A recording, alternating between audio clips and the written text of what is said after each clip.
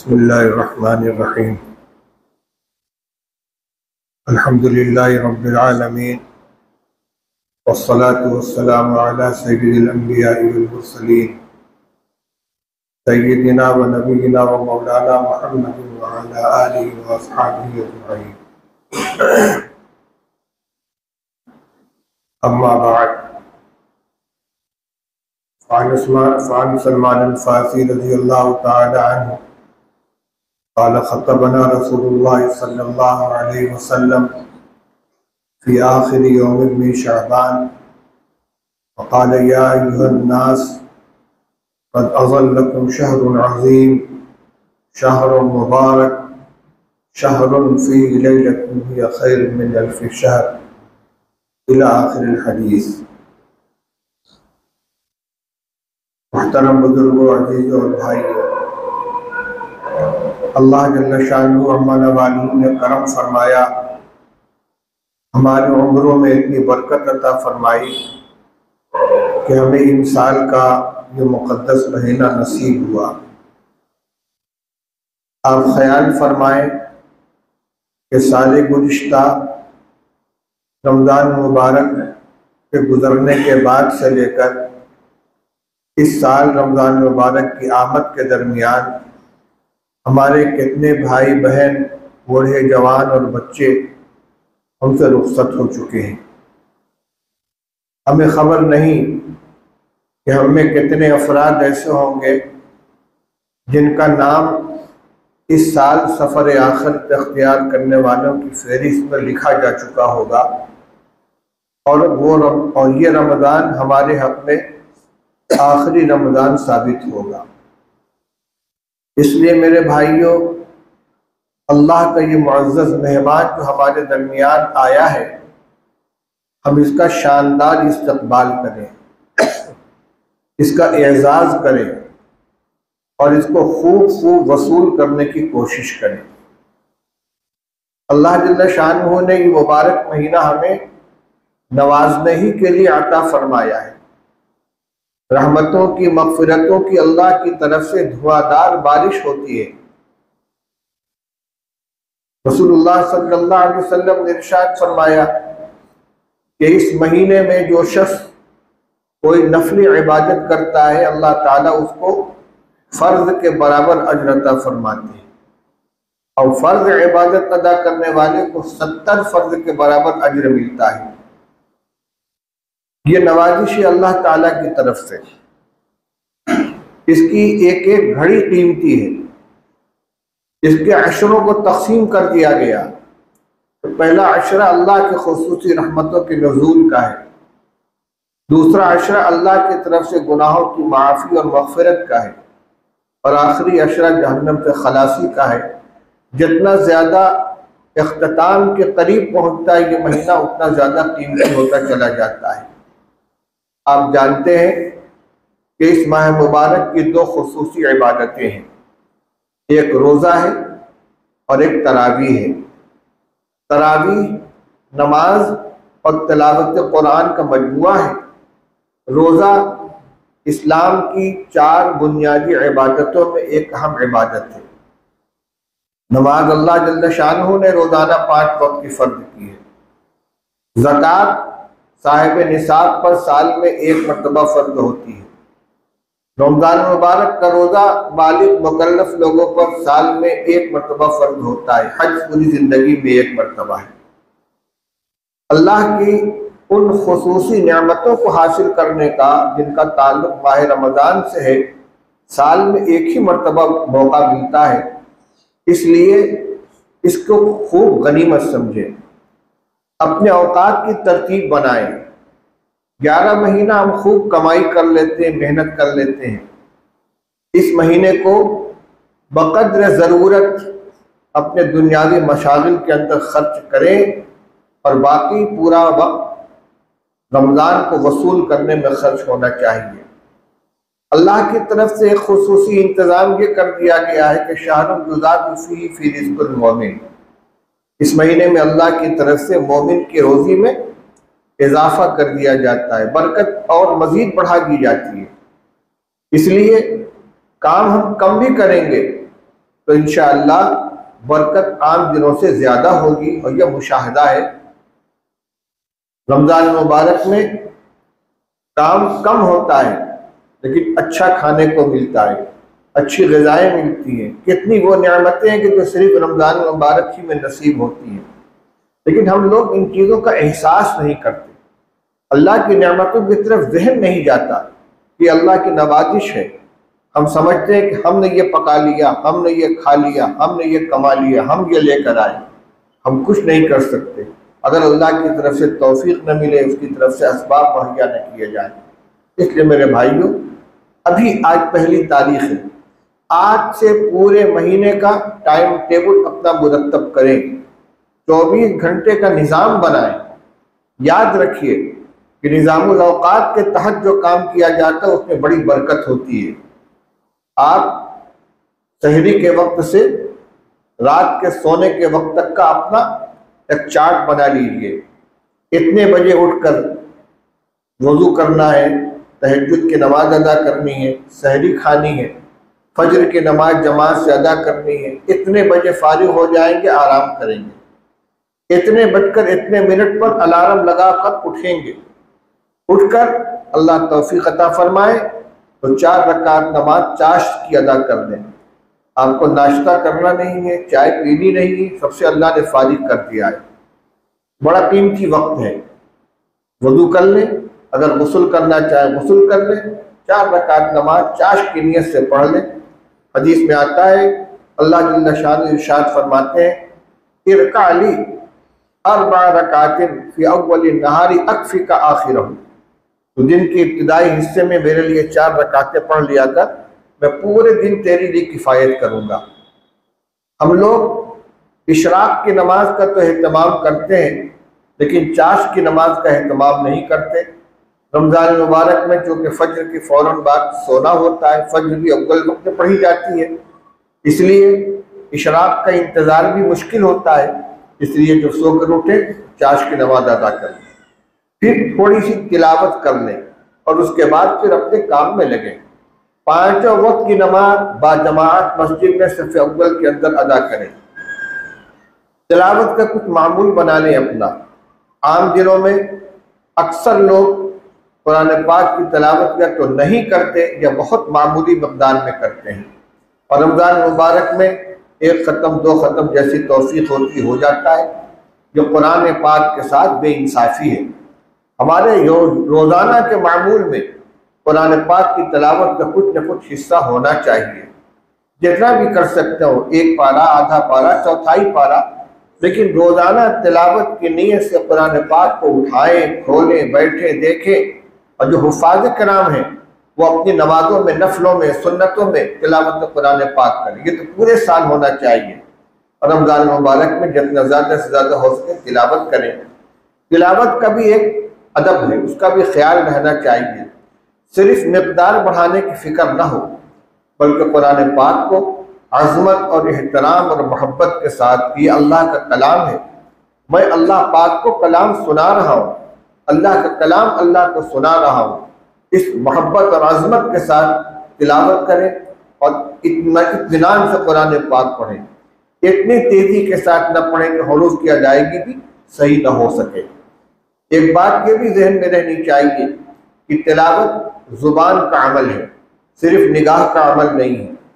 इसलिए ज़ुबान से हुरूफ की अदायगी ज़रूरी है। ये इसलिए अर्ज़ कर रहा हूँ कि बाज़ लोग कुरान पाक को सामने लेकर बैठते हैं, आयात पर उंगलियाँ फेरते रहते हैं, नज़र चलती रहती है, लेकिन होंठ हरकत नहीं करते।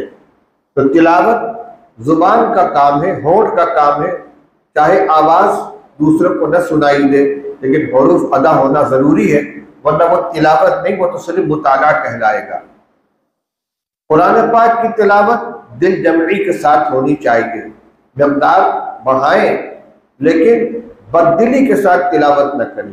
इसलिए कि हदीस पाक में इरशाद फरमाया गया है, कुरान पाक की तिलावत उस वक्त तक करो जब तक कि तुम्हारा दिल लगे। जब दिल न लगे तो ज़बरदस्ती मक़दार पूरी करने के फिक्र में न लगे, उठा के रख दें, दूसरे मौके पर बैठ के तिलावत करें। आसान शक्ल ये है कि हर नमाज के वक्त 15 मिनट 10 मिनट पहले मस्जिद में आ जाए, सुन्नत अदा कर ले, नफले पढ़ ले, जितना वक्त मिले तिलावत के अंदर मशगूल रहें। नमाजों के पहले जो सुन्नतें मशरूअ करार दी गई हैं, उनकी हिकमत उलमाए किराम यही लिखते हैं कि फ़र्ज अदा करने से पहले आदमी को यकसुई हासिल हो जाए।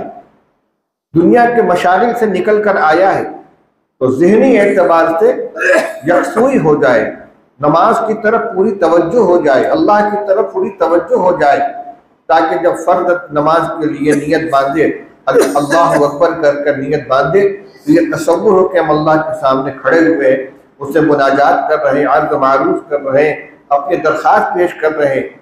ये क्या नमाज है कि भाग दौड़ करते हुए आए, जल्दी जल्दी वुज़ू किया, आस्तीन सरकाते हुए आए और इमाम के पीछे रुकू में शामिल हो गए, और दिमाग के अंदर वही दुनिया की चीज़ें भरी हुई हैं। चंद मिनट के लिए अपने को मस्जिद में लेकर आते हैं, उतनी देर भी अपने को फारिग नहीं करते जब तक हमारी तख्लीक असल में इबादत ही के लिए हुई थी। वमा खलक़तुल जिन्न वल इंसा इल्ला लियअबुदून। कम से कम रमज़ान मुबारक के अंदर अपने औकात की तरतीब ऐसी बनाए कि अजान को देखें, नमाज का वक्त न देखें। अपने बड़ों को मैंने देखा है, कहीं सफ़र में गए, किसी के यहाँ क़याम किया, ये कभी नहीं पूछते कि फला नमाज का वक्त क्या है, पूछते अजान का वक्त क्या है, जोहर की अजान कै बजे होती है, असर की अजान कै बजे होती है। वो तैयारी अजान के एतबार से करते हैं और हम तैयारी नमाज के एतबार से करते हैं।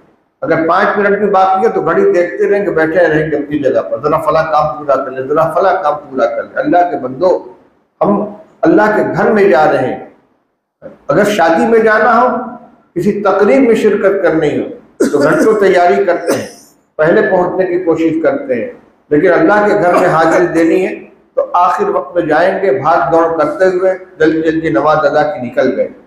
रमज़ान मुबारक के अंदर हमें नमाज को संवारने की भी कोशिश करनी चाहिए, इसलिए कि इस नमाज का सवाब बढ़ाया जा रहा है। अल्लाह ताला ये देखना चाहते हैं कि हमारा बंदा हमारी तरफ कितना मुतवज्जे है, कितना हमसे लौ लगाए हुए, कितनी हमसे अपनी हाजतें पेश कर रहा है, कितना हमारी तरफ हमसे ताल्लुक़ रखता है। इसलिए अपने मामूलात की हम तरतीब बनाएं। इसी तरह जब रोज़े को की हिफाजत का एहतमाम करें। आप सुनेंगे इंशाअल्लाह तमाम मस्जिदों के अंदर रमज़ान मुबारक में फ़ज़ाइल रमज़ान पढ़कर सुनाई जाती है किताब, उसको गौर से सुने। फजर के बाद किताब पढ़ी जाती है, आगे लोग ऊँघते रहते हैं और जो बेदार भी रहते हैं तो इंतज़ार में रहते हैं कब ख़त्म और उठे। तवज्जो से सुने, बड़ी कीमती बातें उसमें लिखी हुई है। अपने रोज़े को कीमती बनाएं। सिर्फ सहरी और इफ्तार के मजमूए का नाम रोज़ा नहीं है, रोज़ा बड़ी अहम इबादत है। रमज़ान किसको कहते हैं? भट्टी है ये, आग में तपाया जाता है, सोने चांदी को गलाया जाता है मैल कुचैल को निकालने के लिए। रमज़ान का महीना मुसलमानों को मैल कुचैल से पाक करने के लिए, गुनाहों से पाक करने के लिए, बद अखलाकियों से पाक करने के लिए, जुबान को झूठ से पाक करने के लिए, निगाह को बदनजरी से पाक करने के लिए, कान को गलत बातों के सुनने से पाक करने के लिए, हाथ पैर को गलत काम करने से पाक करने के लिए हमें दिया जाता है। जब ये करेंगे तो हमारा रोज़ा बनेगा, रमज़ान की आमद का मकसद हासिल होगा। इसलिए मेरे भाइयों, आज पहली तारीख है, अज़्म करें कि इंशाअल्लाह हम इस रमज़ान को ज़ाया नहीं होने देंगे, इसकी एक एक लम्हे की कदर करेंगे, रोज़े को रोज़े की तरह रखेंगे, जुबान की हिफाजत करेंगे, निगाह की हिफाजत करेंगे, कान की हिफाजत करेंगे, बदकलामी से बचेंगे, लग़्व बातों से अपने आप को बचाएंगे, बदनजरी से अपनी हिफाजत करेंगे। और बदनजरी सिर्फ यही नहीं है कि नामहरम औरतों को घूरा जाए। आजकल मोबाइल के अंदर यूट्यूब पे फिल्में चलती हैं, वीडियो आते हैं, हमारे नौजवान आम तौर से इसके अंदर मुब्तला है। ये तो हमेशा के लिए हराम है, हमेशा नाजायज़ है, लेकिन माह मुक़द्दस के अंदर तो कम से कम पहले हम अपने आप को इससे बचा लेना चाहिए। पहले हम कहा करते थे कि भाई टीवी बंद कर दो, रमज़ान मुबारक के कम से कम पर्दा डाल दो। अब ये जेब में पड़ा हुआ है, कोई देखने वाला नहीं है कि क्या देखा जा रहा है, क्या सुना जा रहा है। इसलिए अपने रोज़े को बर्बाद होने से बचाएं। इसी के साथ साथ रसूलुल्लाह सल्लल्लाहु अलैहि वसल्लम ने इरशाद फरमाया है, इस्तगफिरू फीही मिन अर्बई खिसालिन, इस महीने में 4 काम कसरत से किया करो। खसलतानी तुर्दू नबी मालकुम खसलतानी ला गिना लकुम अन्हुमा। 4 काम में 2 काम वो हैं जिनको किए बगैर तुम्हें चारे कार नहीं है, तुम्हारी जरूरत के काम उन्हें करना ही होगा। और 2 काम वो है जिनके जरिए तुम अपने रब को राजी करोगे। वो 2 काम जिनके जरिए अपने रब को राजी करना है वो क्या है? एक कलमा शहादत अशहदु अल्ला इलाहा इल्लल्लाह व अशहदु अन्ना मुहम्मदन अब्दुहु व रसूलुहु, इस कलमे का तकरार। दूसरे इस्तिग़फ़ार, वो क्या है? अस्तग़फ़िरुल्लाह अल्लज़ी ला इलाहा इल्ला हुवल हय्युल क़य्यूम व अतूबु इलैह, या अस्तग़फ़िरुल्लाह रब्बी मिन कुल्लि ज़ंबिन व अतूबु इलैह। ये 2 जिक्र कसरत से किया जाए। कसरत की कोई तहदीद नहीं है, इतना करे कि दिल गवाही देने लगे ये कसीर मकदार में हो गया, यह है कसरत का मेयार। खुद अपना दिल गवाही देने लगे। ये ज़रूरी नहीं कि हम तस्बीह लिए हुए हों, मुसल्ले पर बैठे हुए हों, बावजू भी हों। जिस हाल के अंदर है इसके लिए वजू भी शर्त नहीं, क़िबला रू होना भी शर्त नहीं, मुसल्ला भी शर्त नहीं है। अपने काम में लगे हुए हैं, इस्तिग़फ़ार पढ़ रहे हैं, अस्तग़फ़िरुल्लाह रब्बी मिन कुल्लि ज़ंबिन व अतूबु इलैह, कलमा शहादत पढ़ रहे हैं, ला इलाहा इल्लल्लाह मुहम्मदुर रसूलुल्लाह, अशहदु अल्ला इलाहा इल्लल्लाह व अशहदु अन्ना मुहम्मदन अब्दुहु व रसूलुहु। ये 2 काम वो हैं कि जो जिनके जरिए अल्लाह को राज़ी करना है। और फरमाए 2 काम वो हैं जो तुम्हारे लिए ज़रूरत के हैं। तसअलुनल्लाह जन्नत व तऊदून बिही मिनन नार, अल्लाह ताला से जन्नत का सवाल करो और जहन्नम से पनाह चाहो। जन्नत मांगो, जहन्नम से पनाह मांगो। अल्लाहुम्मा इन्नी अस्अलुकल जन्नत व अऊज़ु बिका मिनन नार, अल्लाहुम्मा इन्नी अस्अलुकल जन्नत व मा युक़र्रिबुनी इलैहा मिन क़ौलिन औ फ़िअलिन औ अमलिन व अऊज़ु बिका मिनन नारि व मा युक़र्रिबुनी इलैहा मिन क़ौलिन औ फ़िअलिन औ अमलिन। मुख्तलिफ अल्फाज में ये दुआएं हदीस पाक के अंदर आई हैं। तो कम से कम इतना है, अल्लाहुम्मा इन्नी अस्अलुकल जन्नत व अऊज़ु बिल्लाहि मिनन नार व अऊज़ु बिका मिनन नार। ऐ अल्लाह, मैं तुझसे जन्नत का सवाल करता हूँ, जहन्नम से पनाह मांगता हूँ। हम अपनी एहतियाज जाहिर करें, हम मोहताज हैं, हमें जन्नत चाहिए, हमें जहन्नम से पनाह चाहिए। अल्लाह से मांगेंगे, अल्लाह को मांगना बहुत पसंद है। सवाल से अल्लाह ताला खुश होते हैं और न मांगने से नाराज होते हैं। मांगने का हुक्म दिया गया है। बंदगी यही तो है जहाँ अपने को जलील करने से इज्जत बढ़ती है।